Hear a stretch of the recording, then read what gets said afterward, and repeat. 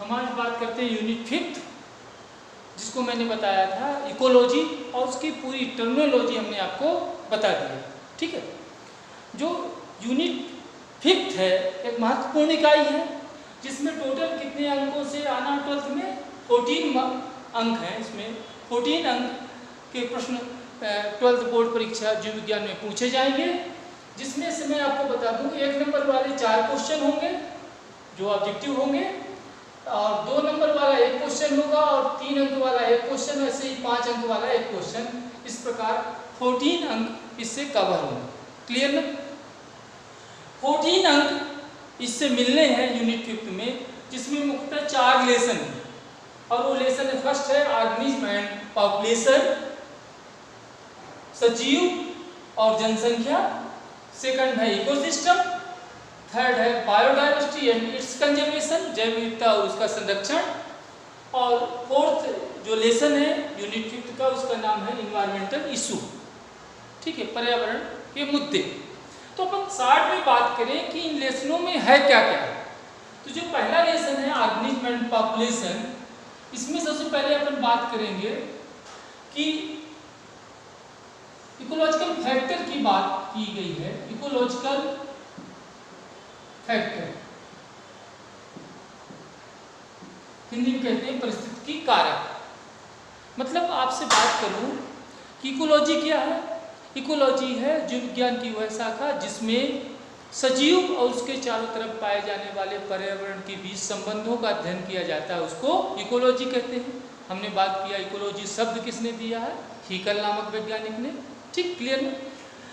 तो फिर हमने बात किया था क्या, ऑर्गेनिज्म और उसके चारों तरफ पाया जाने वाला इन्वायरमेंट। तो ऑर्गेनिज्म को मतलब प्लांट और एनिमल, इन दोनों को मिला के कहेंगे सजीव। तो सजीव को कौन कौन से कारक प्रभावित करते हैं, जिसे कहते हैं इकोलॉजिकल फैक्टर। तो इसमें आप इकोलॉजिकल फैक्टर में एक फैक्टर पढ़ेंगे क्लाइमेटिक फैक्टर।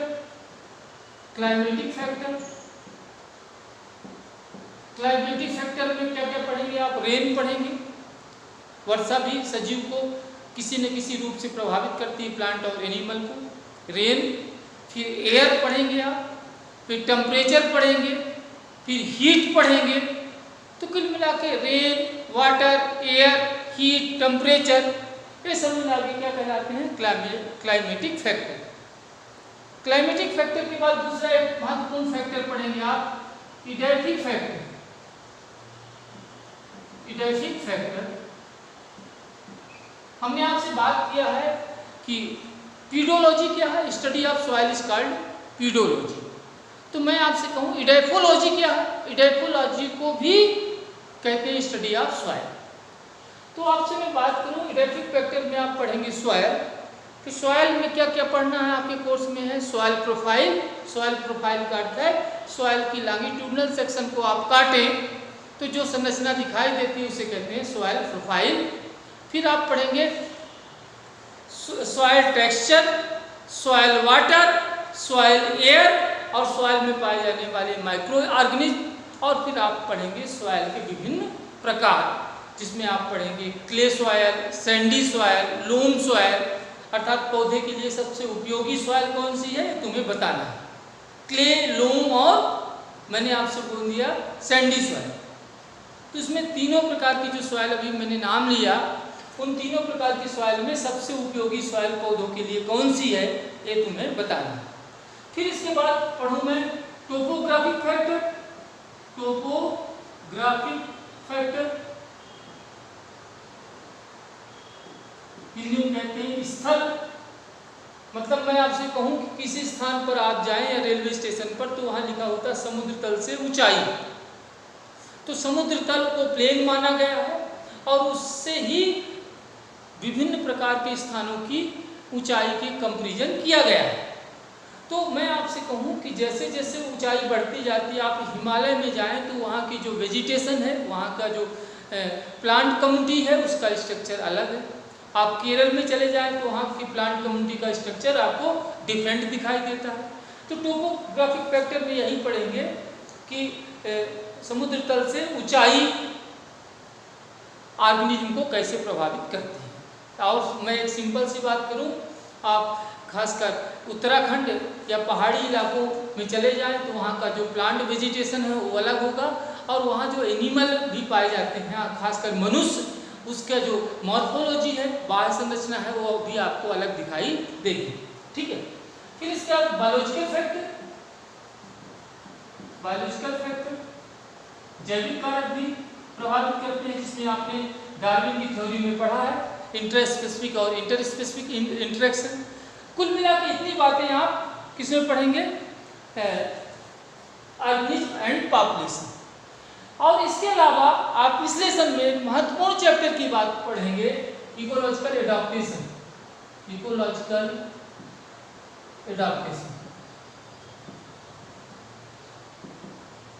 ठीक है। इकोलॉजिकल एडाप्टेशन में दो है आपके कोर्स में, हाइड्रोफाइट में पाए जाने वाले इकोलॉजिकल एडाप्टेशन और दूसरा है जीरोफाइट।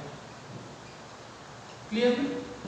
तो इकोलॉजिकल एडाप्टेशन क्या, एडाप्टेशन आप जानते हैं भली भांति कि कोई भी सजीव जिस परिवेश में निवास करता है उस परिवेश के अनुसार अपने आप को ढालने का प्रयास करता है, जिसे एडाप्टेशन कहते हैं। एक बात बहुत क्लियर कट आप समझो कि हाइड्रोफाइट कौन से पौधे कहलाते हैं, जिनका जो हैबिटेट है वासस्थान जल होता है। जीरोफाइट कौन से पौधे कहलाएंगे, जिनका जो हैबिटेट है जीरिक कंडीशन होती है, अर्थात कैसे कंडीशन पर उगते हैं जहाँ पर पानी की कमी होती है। तो निश्चित यदि मैं आपसे बात करूं कि हाइड्रोफाइट प्लांट का हैबिटेट जल है, तो जल में रहने के लिए उसमें विभिन्न प्रकार के अनुकूलन पाए जाते हैं। मॉर्फोलॉजिकल अनुकूलन भी हो सकते हैं, एनाटॉमिकल अनुकूलन भी हो सकते हैं। तो आप हाइड्रोफाइट का जो पौधा है वो जल में निवास करता है, उसका हैबिटेट जल है, उसके अनुसार अनुकूलित होता है। तो उसमें कौन कौन से अनुकूलन पाए जाते हैं? एक अनुकूलन, एक सिंपल सी बात करूं, उसमें जो रूट नामक संरचना अल्प विकसित होगी, रूट का विकास कम होगा क्योंकि उसके चारों तरफ का जो परिवेश है जल ही होता है। वो पौधे के स्टेम बहुत दुर्बल होते हैं, उनकी लीफ भी बहुत छोटी होती हैं। ठीक है, क्लियर ना? तो एक सिंपल सी बात की हमने। ऐसे ही मैं बात करूं कि उनमें यदि एनाटॉमी की बात करूं तो जाइलम और फ्लोएम की उपलब्धता उन पौधों को प्रकृति ने कम दिया। ठीक है। अब मैं बात करूं जीरोफाइट ऐसे स्थान पर उगते हैं जहां पर जल की कमी होती है, तो प्रकृति ने उनकी रूट को बहुत स्ट्रांग कर दी, रूट गहराई तक जाती है।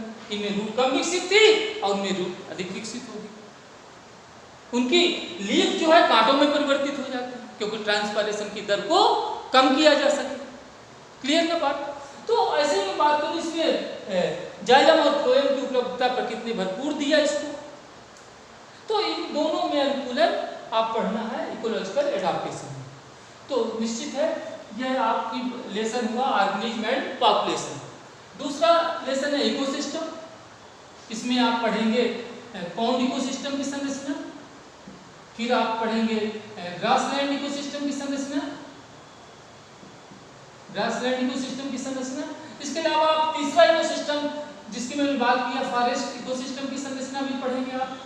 ठीक है, इकोसिस्टम की कॉमन संरचना मैं बता चुका हूँ। दो कंपोनेंट्स होते हैं, बायोटिक एंड बायोटिक में आपने पढ़ा था producer, primary consumer, secondary, tertiary and decomposer. ठीक है। इनके अलावा आप पढ़ेंगे फूड चेन, पढ़ेंगे आप फूड चेन, फिर आप फूड वेब भी पढ़ेंगे, फिर आप पढ़ेंगे इकोलॉजिकल पिरामिड, जिसमें मैंने बताया कि 3 प्रकार का इकोलॉजिकल पिरामिड होता है, नंबर का, बायोमास का, और तीसरा मैंने आपको बताया था एनर्जी का।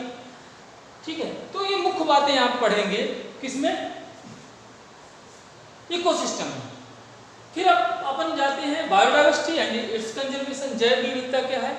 आप जानते हो कि संसार में पाए जाने वाले विभिन्न प्रकार के एनिमल्स और प्लांट की विविधता को या उनकी संख्या को या रिचनेस को बायोडाइवर्सिटी कहते हैं। किसी स्थान पर मान लीजिए प्लांट और एनिमल की संख्या अधिक होती है तो हम कहते हैं उसकी वह बायोडाइवर्सिटी रिच एरिया है, और जहाँ पर कम होती है तो हम कहते हैं बायोडाइवर्सिटी रिच एरिया नहीं है। ठीक है। तो बायोडाइवर्सिटी या जैव विविधता आप जानते हैं इसका ह्रास क्रमशः हो रहा है। मानव की जनसंख्या बढ़ रही है और बायोडाइवर्सिटी कम हो रही है। ठीक है। तो मनुष्य जैसा जो खतरनाक प्राणी है, विवेकशील और जो खतरनाक प्राणी है, उसने अपने स्वार्थ के लिए जैव विविधता का क्रमशः नुकसान किए जा रहा है। तो जब किए जा रहा है तो फिर उसको सोचने को मजबूर हो गया कि उसका संरक्षण भी आवश्यक है। तो उसके संरक्षण के लिए आप जानते हैं नेशनल पार्क बनाए जाते हैं, सेंचुरी बनाई जाती हैं, बोटेनिकल गार्डन बनाए जाते हैं, जीन बैंक बनाए जाते हैं, जर्म प्लाज्म बैंक बनाए जाते हैं। तो कुल मिला के हम बात करें इस लेसन में आप इनकी बात पढ़ेंगे कि बायोडाइवर्सिटी क्या है, बायोडाइवर्सिटी का क्या महत्व है, बायोडाइवर्सिटी का लॉस क्यों हो रहा है, और बायोडाइवर्सिटी के कंजर्वेशन के कौन कौन सी विधियाँ हैं। ठीक है, फिर आप बात करेंगे इन्वायरमेंटल इशू। इन्वायरमेंटल इशू जो है इस 21वीं शताब्दी का सबसे महत्वपूर्ण इशू है। ठीक है, हम पर्यावरण से जाने अनजाने में गलतियां कर रहे हैं। पर्यावरण को हम चाहते हैं कि ये हमारा गुलाम हो जाए, लेकिन ऐसा नहीं है। प्रकृति को भी हम चाहते हैं कि हम अपनी दासी बना लें। तो निश्चित है प्रकृति या पर्यावरण आपकी छोटी मोटी गलतियों को माफ़ करता है, लेकिन अब यदि बड़ी गलतियां करते हैं तो प्रकृति या पर्यावरण आपको दंड देता है। और तो कुल मिला के आप बात करें कि आपकी कौन कौन सी गलतियां हैं जिनके कारण पर्यावरण डिस्टर्ब हो रहा है, और डिस्टर्ब हो रहा है तो उसका परिणाम क्या देखने को मिल रहा है। तो आप इन्वायरमेंटल इशू में पढ़ेंगे air pollution, water pollution, soil pollution, noise pollution. इसके अलावा आप इन्वायरमेंटल इशू में क्या क्या पढ़ना है आपको, ओजोन परत का क्षरण, ठीक है, और ग्रीन हाउस इफेक्ट। तो कुल मिला के मैंने आपको शॉर्ट एंड स्वीट बता दिया कि क्या क्या है। ठीक है, आज मैं तुम्हें एक 5 नंबर का इंपॉर्टेंट क्वेश्चन बताऊंगा इकोसिस्टम से ही, जिसे आप ध्यान से सुनेंगे।